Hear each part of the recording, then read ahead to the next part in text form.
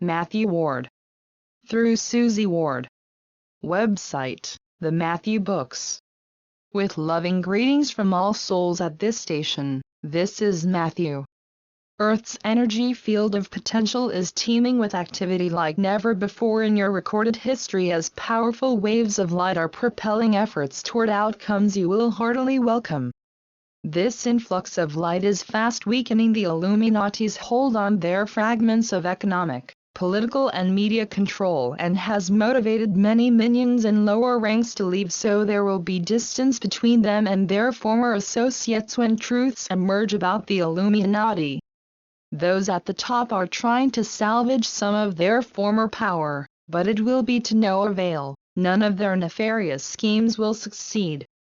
Accelerating vibrations along with evidence in hacked documents, leaked information, whistleblowers and firm action by influential individuals in governments, military and intelligence forces, and banking and legal systems are bringing an end to the Illuminati's long dark reign. Recent internet articles posit that when Hillary Clinton speaks publicly, people are seeing a clone, not the person. Although most who read that information would consider it an absurd smear tactic, the idea that a human might be cloned is seeping into public awareness. So that you understand why and how human cloning has been done in your world, I asked my mother to copy what Hugo, an advanced soul who was very familiar with this, told her 20 years ago. And I must say, he was exceedingly patient as questions in her mind kept popping up like firecrackers. The following is an excerpt from the Human Cloning chapter in Revelations for a New Era. Hello, Madam Susie.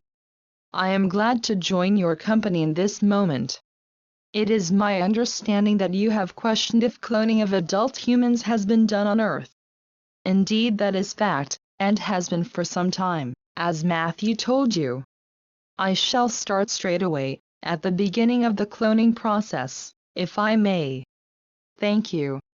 Human cloning is a process whereby the cellular material of a living being is taken for the purpose of reproducing the exact same likeness in a new entity. The cellular material is placed in a sterile vial in a liquid conducive for the growth of that material in purity and without imperfections entering the substance. After it divides and subdivides, the matter is transferred to a larger laboratory container under the same sterile conditions and temperature and light controls. The embryonic form becomes quickly apparent and soon the definite form of a fetus is easily recognizable.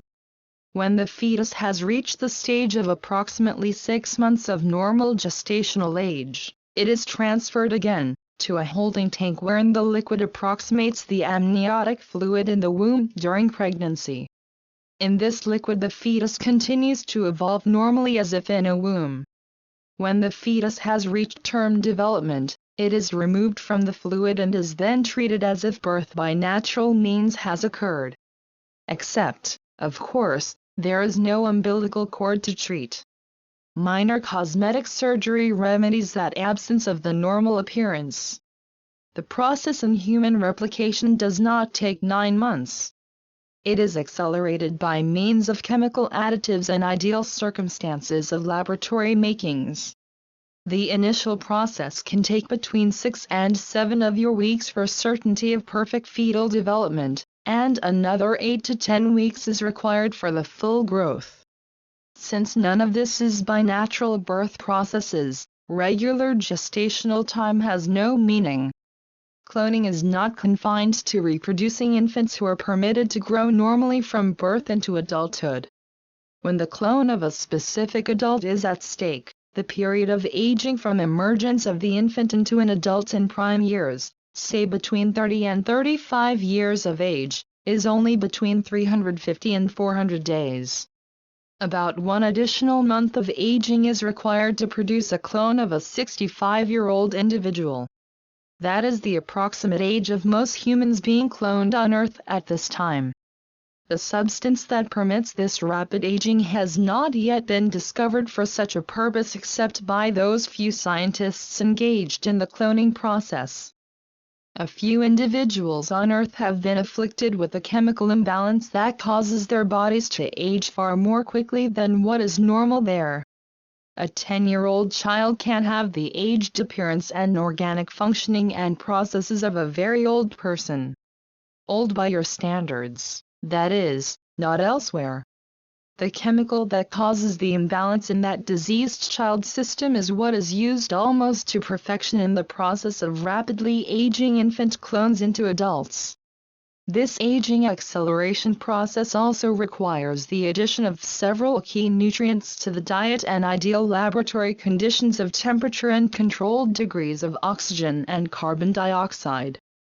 The disadvantage is that when the appearance must be identical to the original person who is about 60 or 65 years old, then the entire clone being must be aged until that identical appearance is reached. There is no way to stop the aging of the organs and still achieve the necessary appearance. Thus, the organs are subjected to all the stress of the accelerated aging as well as any deficiencies inherent in the family genes.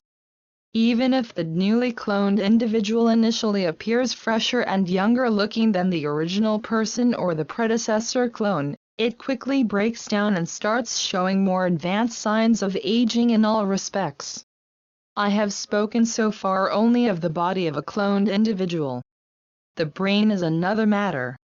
It is the most intricate aspect of the growth procedure, both in vitro and once in flesh. The human brain is a computer, and the downloading function from the original brain to the brain of the clone works exactly like your computers in this same type of process. Duplicating the original brain can be done with perfection in an infant clone.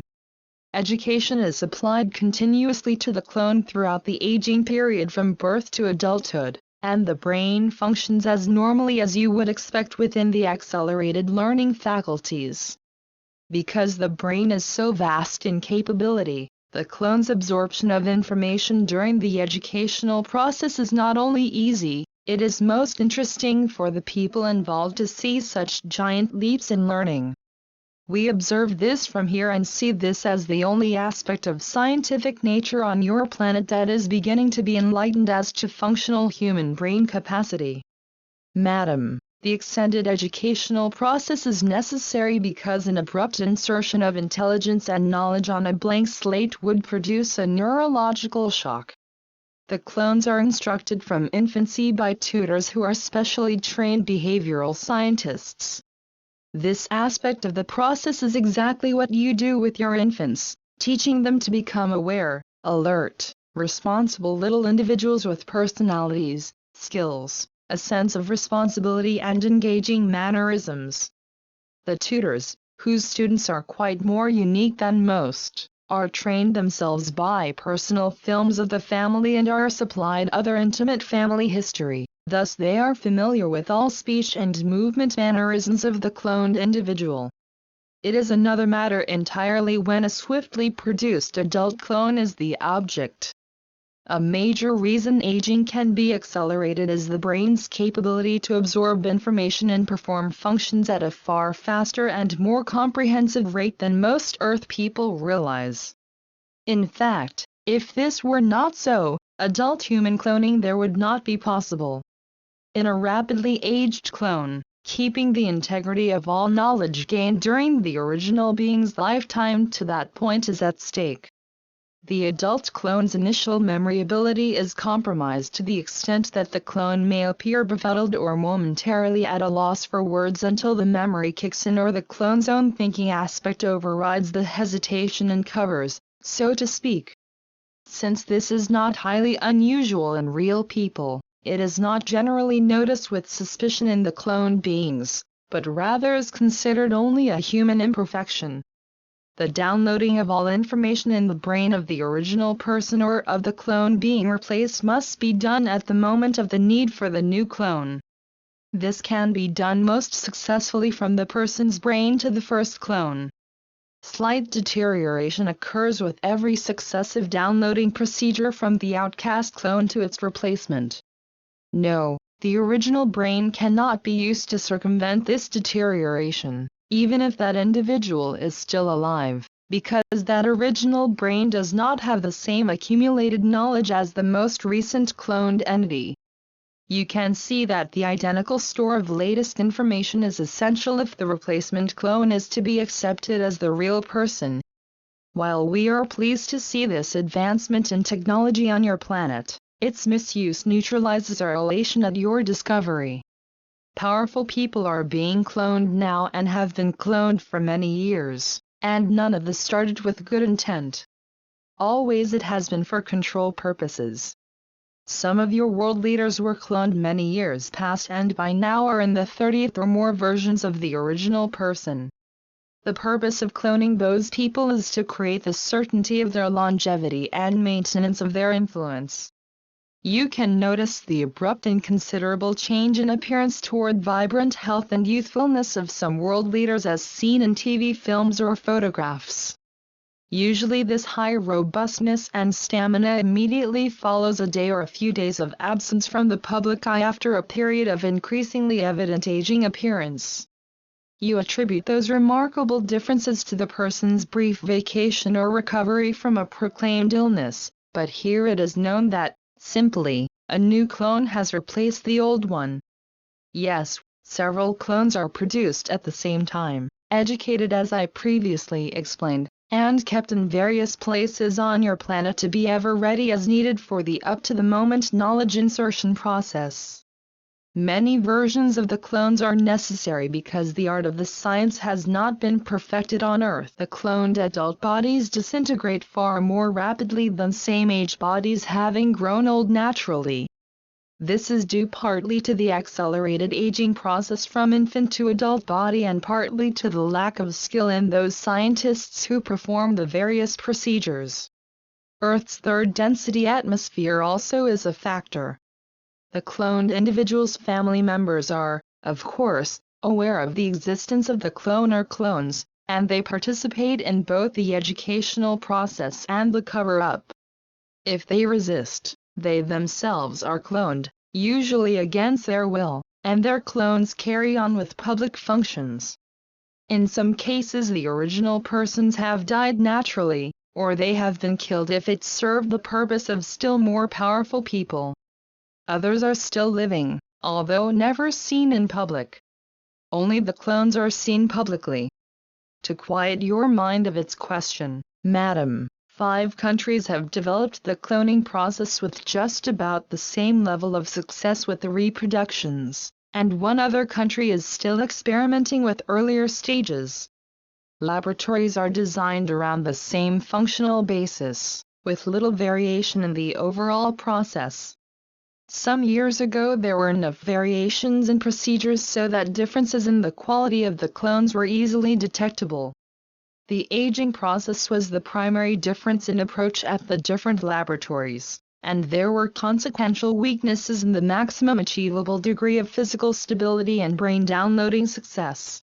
With the eventual agreeable exchange of technology so that all areas of imperfections could be improved, all the current clones are emerging with approximately the same functioning abilities, appearance and aging characteristics in all countries where they are produced.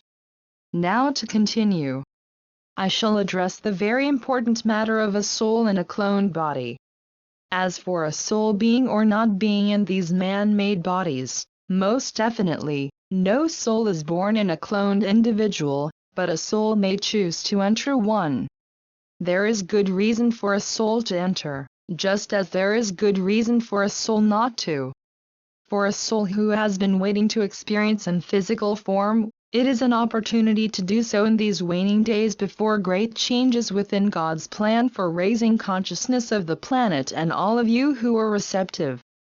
However, any soul who enters these clone bodies knows the risk of becoming trapped by the dark forces that have pervaded the psyche of the original person and any predecessor clones. This is a particularly important consideration as brain functioning deteriorates with each downloading process, as I have mentioned, and thereby weakens a soul's mental resistance to becoming trapped. Also, in later versions of the clones, longevity is not long, So those bodies are not looked upon as the paradise life one might suspect of an individual in a highly influential position. Why would any soul take on such a problem? The power of such an influential position is exactly why some souls are not only willing, they are eager to enter the clone. They do so with the determination to overcome the genetic structure, the influence of the memory, and the inherent tendency to follow the negative path that the original soul was on. When a soul is very strong indeed, there is the will to uplift the genetic and moral character to the point that there does seem to be a turnabout in the person's health, attitudes and activities. In such cases, it is because the stronger a soul's higher intention attracts the higher light energy that enables it to infuse the clone body with physical stamina not available to those souls with less resolve, and therefore the stronger soul can sustain the body's life force for a much longer period than a weaker soul can. Now you are thinking, how can a body live without a soul? The chemical makeup of a physical body is such that it is an independently functioning entity. Its life force is sustained by its own energetic momentum derived from the elements and interacting processes of normal organic functioning. Therefore, a clone without a soul has the same mobility and thinking capacity as any normal body. Let us address what is not in a clone without a soul. First, emotions are not the givens, they are in a naturally created human. A soulless clone has to acquire the appearance of emotions in accordance with its surroundings, perhaps what is expected of a regular guy or maybe a member of high society. It is only conformance to the circle in which the clone moves that gives it the appearance of having emotions. But the most essential lack in a clone is the spiritual aspect that is inherent in a baby born from the egg and sperm of its parents. The soul life force encompasses those aspects of being that are the bonding with God, conscience, intuition, sense of self at a higher plane than normal conscious functioning. So, neither those ties with God nor natural emotions are within the soulless cloned individual. Instead, there is a mechanical and mental aspect of what is appropriate to do or say. Once mastered, that ability is as proficient as if the person had spent a lifetime accumulating wisdom and behaving properly. Your mind is so full of questions, madam. No, producing what you call test tube babies is not in the least the same nature as cloning individuals, and most surely not in purpose. I'm sorry about thinking of so many things to ask you, Hugo. Since it's public knowledge that a sheep has just been cloned, do you know why people en masse haven't questioned whether the same can be done with humans? Well, madam, I'd say that even though the cloning of the animal is known, there will be no sustained information on that accomplishment. The art of cloning has not been perfected there, and the products will not age in the same normal way naturally conceived animals do. When this is realized, there may not be many reports on it. Also, I'd say that concentrated publicity could logically cause all thinking individuals to extrapolate that achievement into the possibility of human cloning. That kind of speculation does indeed exist there, but to prevent the major populace accepting such a feat as a possibility, much less a validity, science fiction in books and films is the masterful means whereby the human cloning technology is confined to entertainment, and always in a tenor of absurdity. I cannot tell you when cloning first was done, but the technology is in the universal mind and therefore accessible to those who tap into this ultimate source of all knowledge. Hugo, does God approve of cloning? I am amazed by your question. I never thought to question this. I suppose he doesn't disapprove, as anything that creates for the higher good of the universe surely cannot be considered bad by God. It is in the abuse of this cloning capability, like anything else, wherein God most surely would be disappointed, I would think. Madam Susie, I ask respectfully that you return to discuss this matter with me another time. I shall come directly in response to your summons, or Matthew will contact me, if you prefer. Thank you for this graciousness. and by this I shall say goodbye for a brief time. The following day, Madam Susie, thank you for receiving me again. I am heartened to tell you that cloning is not inherently against God. No, not at all. I have given this considerable thought since you questioned it. I have talked with one of the Master Council members whose wisdom in spiritual affairs is higher than any others in this realm, and he has agreed that cloning is not against God's wishes, only the misuse of the cloned individuals or the self-serving purpose behind the development of them. Mother, thank you. When readers first questioned if Hillary Clinton is dead or alive and if the person seen in public is a clone, holographic image or body double, we asked Nirvana's monitors of Earth and their answers varied. It is not difficult for them to decipher energy stream or attachments around a person, but the profusion swirling around Hillary contained a mixture of speculation and fact about that specific issue. After the monitors obtained clarity, they gave us the following report. Hillary is indeed alive, but she has not been seen in public since being assisted into a car several weeks ago. Always one of her clones is nearby. That is standard procedure with any person who has been cloned in your society, but her physical and mental condition at that time was too compromised to download information to the clone, her first to be used. Thus, the pneumonia diagnosis was devised to give Hillary time to regain sufficient stability for the download to proceed. After a brief absence from public view, she reappeared looking refreshed, younger and slimmer, just as she did several years ago when the clones were fabricated. Only the clone and any successors will be seen publicly from now on because Hillary's deteriorating health would be such a marked contrast to her clone's vibrancy and high energy. It isn't known if that situation will have any effect on presidential campaigning. What is known is, energy surrounding the two major parties' nominees is negatively ablaze, you could say, and it is possible that scenarios in addition to those mentioned in our August message will develop. Positive energy around Bernie Sanders hasn't waned, it still is leading him into the presidency. The unconditional love of all light beings in this universe accompanies you as you help your world move into a long era of love, peace and prosperity for all. Love and peace. Suzanne Ward. Website The Matthew Books. Email Susie@matthewbooks.com.